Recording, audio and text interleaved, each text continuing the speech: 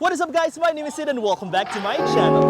And her goal is not enough. Alright, for today's video, nandito tayo ngayon guys sa Sawangan Park. As you can see, medyo madaming tao, a lot of traffic, ayan, madaming naka-pink. Alam niyo na kung bakit, because today is the day of Albayanihan. Dito lamang yan sa Sawangan Park, Legazpi City, Albay. And for today, pupuntahan natin yung ating mga kakamping, yung ating mga kasamahan dito that supports Lenny Kiko and ang ating tropang angat. And syempre malapit na guys matapos ang campaign period and this is the last stretch para naman talaga maipakita ang suporta natin sa ating mga tropang angat and sa ating Vice President and President, soon to be President, Leni Robredo and kay Kiko Pangilinan.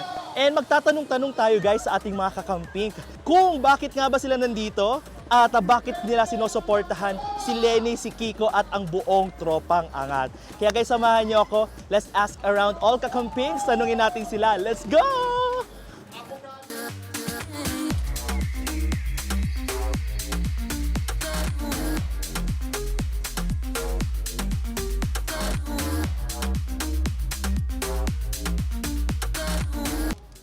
Pwede ma-interview, bakit si Lenny Robredo? For me kasi po, I can see na madami siyang experience and track record niya din maayos. Gusto ko po ng competent na leader and si Lenny po yung pinaka-competent na leader na meron tayo ngayon kumpara naman po sa iba. Yun nga, yung malinis na credentials plus before pa siya naging politiko, tumutulong na talaga siya sa mga tao. Unang-una po, si Leni Robredo po ay very transparent pong candidate which is wala po siyang tinatago. Kumbaga, bukas po siya sa lahat. Pangalawa po, matulungin pong tao. Alam kung ano yung estado ng mga mahihirap.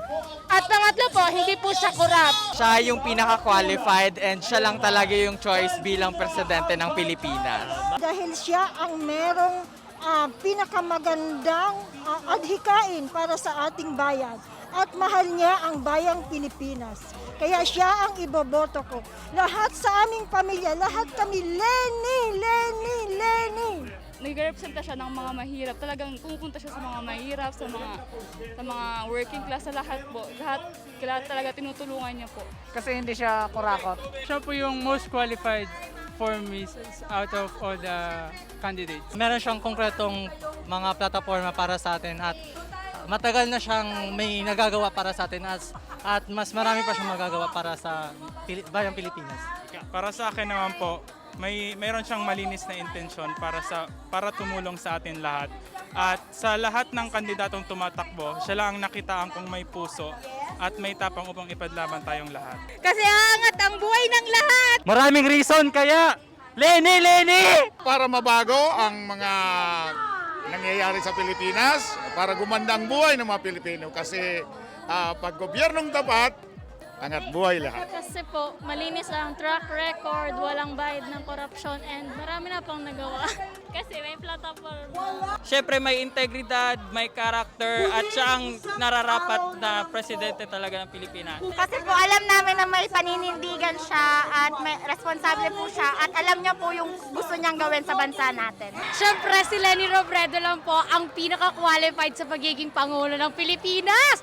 Aangat tayong lahat kapag si Lenny ang nanalo. Qualified po siya for president. Kasi maliban sa malinis na credentials niya, lahat ng mga kailangan ng mga tao, siya lang talaga ang nandyan. Of course, based pa lang sa kanyang credentials, makikita mo talaga na nararapat siya maging presidente. And aside from that, nagpaparamdam siya, which is very important. Diba ayaw natin sa nang ghost, no? Opo, wag! Masama yun. No to ghosters po tayo. O sige, pageant tayo. Why would you vote for Lenny Robredo? Lenny Robredo is someone that can inspire people, and I believe she is the president that we need at this time. Okay, koronahan na po ito. Koronahan na. Okay, congratulations. Kasi po siya lang yung may nagawa na at laging handa. Well, bilang po sa kapwa-abogado ko siya, naniniwala po ako na may 100% po siyang qualification to become the ex-president of this country. She has a moral character and she can lead this country responsibly. Nakita naman po natin sa COA results po na talagang 100% po ang kanyang audit sa kanyang opisina. At meron din po siyang mga ginawang proyekto sa panahon ng pandemya at alam po natin na she is really at the forefront. So dahil po doon, lubos po ako na nagsusuporta sa kanya, kasama na ng pamilya ko. Her credentials po are more than enough para lang sabihin na siya yung deserving na president. Out of lahat ng candidates, siya ang pinaka-qualified kasi nga makikita mo naman sa credentials niya plus yung COA rating niya, walang bahid na kahit anong corruption. So with Lenny, I think mas mapapaganda niya yung Pilipinas, especially sa state niya ngayon, especially galing tayo sa pandemya. And we really need her right now. Para kanino tong sacrifice nyo? Para sa pamilya at para sa kinabukasan ng mga kabataan. Representing po ng mga kabataan na may boses din po kami, hindi lang kami design or hindi lang basta lang mema sa social media, kung hindi karapatan po namin mag-vote ngayon po na darating na election. Importanteng makialam ang mga kabataan dahil kami rin naman, tayo rin naman ang magdudusa kung maling presidente ang ma-elect natin. Para po sa lahat ng tao po, tsaka po para din po sa mga susunod pang mga henerasyon po. To support Lenny and para din to sa lahat ng kabataan, sa lahat ng panganay, especially, and sa lahat ng ating mga kababayan, sa lahat ng Pilipino. Para rin sa bayan at para kay Lenny, para manalo si Lenny. Of course, para sa aking mga anak, para sa aking mga apo, para sa mga kabataan at sa mga susunod na henerasyon. Para sa mga taong mahal ko! Siyempre po sa lahat ng mga sambayan ng Pilipino po. Para sa lahat ng mga nasa laylayan. Para sa mga Pilipino. Para po sa bansa, para po sa aming mga millennial kasi kami yung susunod na ililid niya po. Para sa mga Pilipino. Para sa bayan, amen. Para sa future. Para sa taong bayan.